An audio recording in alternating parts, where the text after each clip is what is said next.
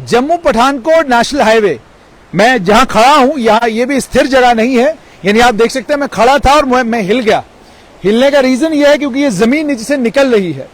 Jammu Pathankot national highway, जिस national highway का आप टोल लखनपुर में भी देते हैं और उसके बाद ठंडी खुई में भी आप टोल देते हैं, दो जगह पर टोल देने के बाद जिस ब्रिज के ऊपर से आप निकल कर जाते हैं और जिस ब्रिज से ऊपर से निकलकर आप जाते हैं वो ब्रिज अनसेफ था, अनसेफ है, वो आज साबित हुआ है।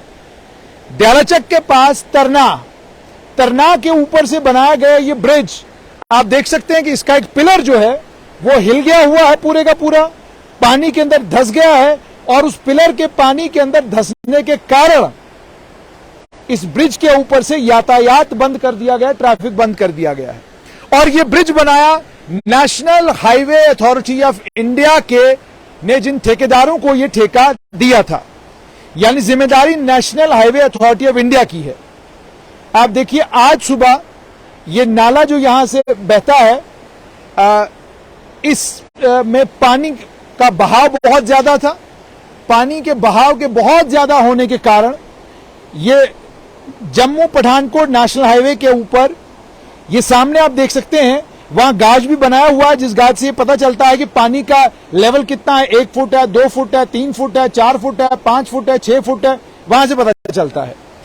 आज जब पानी सुबह आया, पानी का बहाव तेज था, पानी के तेज बहाव से पुल के ये पिलर जो है, इस ब्रिज के पिलर जो है वो हिल गए, उसके चलते बीच वाला पोर्शन नीचे आ गया। ये आप देख सकते हैं यहां से, ये आपको बीच से जो बाजाब्ता बीच से जो आपको दरार दिख रही है, ये दरार इसलिए आई है, और ये दरार ये भी मैं आपको बताऊं क्योंकि कंपार्टमेंट्स में बीच बनते हैं, उसके चलते इसके बीच में ये जगह भी रहती है। आप ये देख सकते हैं कि ये कंपार्टमेंट है जो आपको नजर आ रहा है, ये कंपार्टमेंट आपको इसलिए नजर आ रहा है क्योंकि बीच से जो है ब्रिज वो नीचे चला गया है। अब पानी का बहाव तेज था, बरसात में पानी कितना आएगा इसका एक आंकलन वो इंजीनियर जरूर करते हैं जो इंजीनियर इस ब्रिज की कंस्ट्रक्शन में लगते हैं, या जिन इंजीनियरों को इन ब्रिजेस को बनाने की जिम्मेदारी दी जाती है, वो पूरा देखते हैं कि इस ब्रिज के ऊपर लोड कितना आएगा गाड़ियों का। वो देखते हैं कि अगर बरसात होती है, नाला बहुत तेजी से बहता है तो पिलर को नुकसान तो नहीं पहुंचेगा। ये सारी चीजों का वो आंकलन करते हैं और आंकलन करने के बाद ही जाकर ये पिलर लगाए जाते हैं।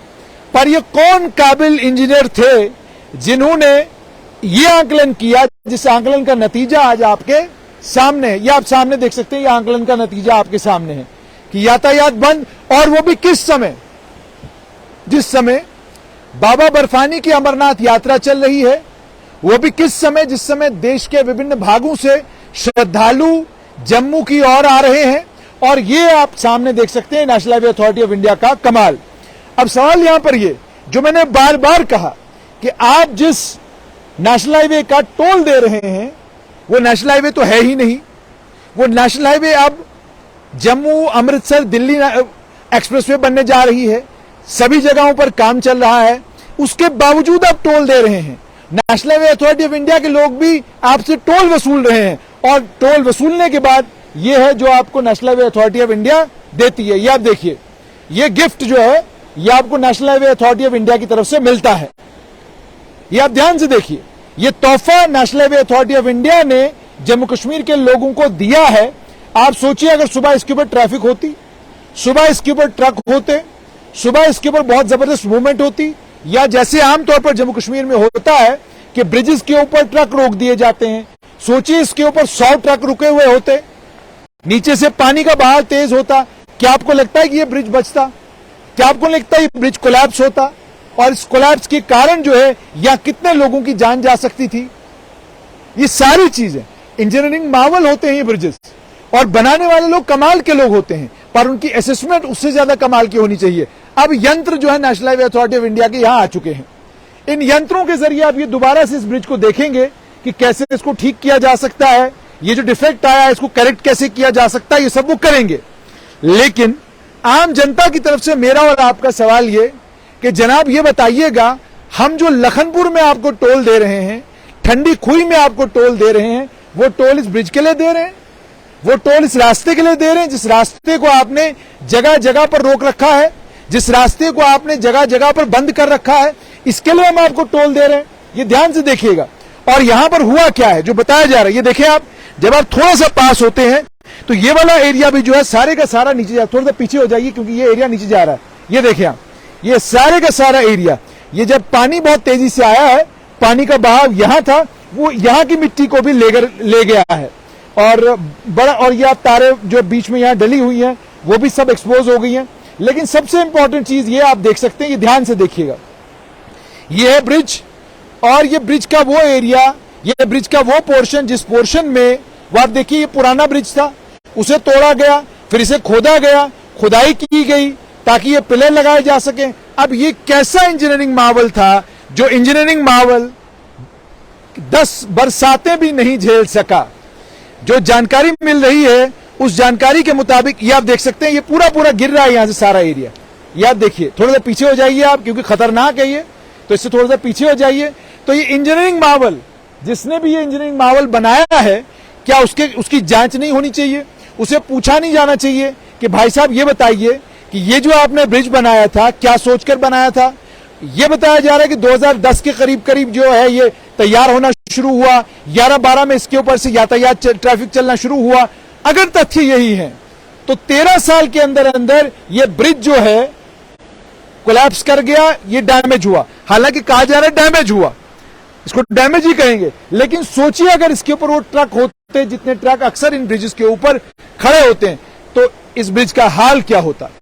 तो ये इस समय जैसे मैंने आपको जानकारी दी कि दयालाचक के पास सांबा से थोड़ा सा आगे जाकर हीरानगर के इलाके का ये ब्रिज, हीरानगर के इलाके में ये ब्रिज है और ये पुल है, और इस पुल के नीचे वो आप देख सकते हैं जनता आ रही है, वहां से सभी लोग इसका नजारा भी ले रहे हैं, देखें कि भाई ब्रिज का हाल क्या। और अब अगर सोचिए, क्योंकि अभी बारिश के बारे में बताया जा रहा है कि अगले 2 दिन फिर बारिश है, अगर और बरसात होती है और पानी आता है तो क्या ये ब्रिज के जो बाकी पिलर हैं ये रहेंगे? और क्या इसी के लिए मैं और आप national highway authority of India को टोल देते हैं?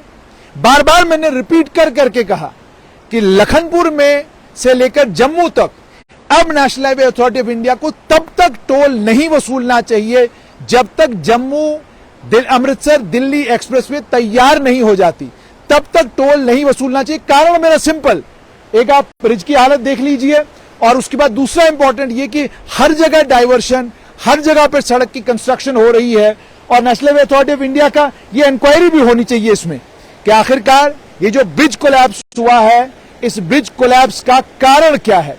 ये जैसे मैंने आपको बोला दयालाचक के इलाके करीब करीब है ये ब्रिज, और इसी ब्रिज के साथ में बिल्कुल सामने बाबा बर्फानी के जो यात्रु हैं उनके लिए लंगर भी लगा हुआ है बिल्कुल साथ में। ये आप देख सकते हैं, ये इन्होंने यहाँ डेंजर, कॉशन, डेंजर, यहाँ पे काम चल रहा है, मेन नेटवर्क ये लगा दिया हुआ है ताकि लोग यहाँ ना आ सके, और आम लोगों को रोका जाता है, पुलिसकर्मी रोकते हैं, यहाँ आईटीबीपी के जवान हैं वो रोकते हैं, वो इस तरफ आने नहीं देते।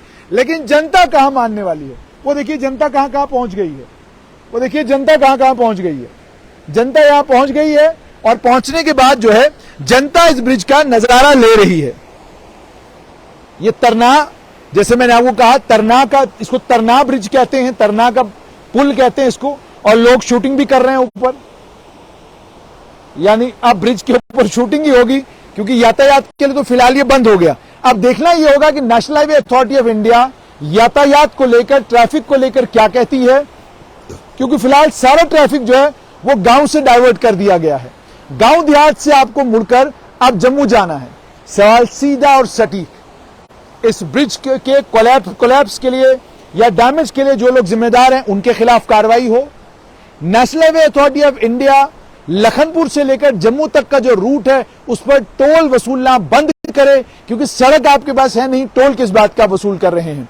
और तीसरी सबसे इंपॉर्टेंट चीज ये कि जिन इंजीनियर्स ये इंजीनियरिंग मार्वल बनाया है उन इंजीनियरों की एक्सप्लेनेशन जरूर कॉल होनी चाहिए कि जनाब ये इंजीनियरिंग मार्वल बनाते वक्त आपने फ्लड्स का ध्यान रखा था कि नहीं रखा था, आपने इंजीनियरिंग मार्वल बनाते वक्त लोड का ध्यान रखा था कि नहीं रखा था, और अगर आपने ये सारे ध्यान रखे थे तो फिर इस तरना के ब्रिज के साथ, तरना के पुल के साथ आखिरकार हुआ क्या।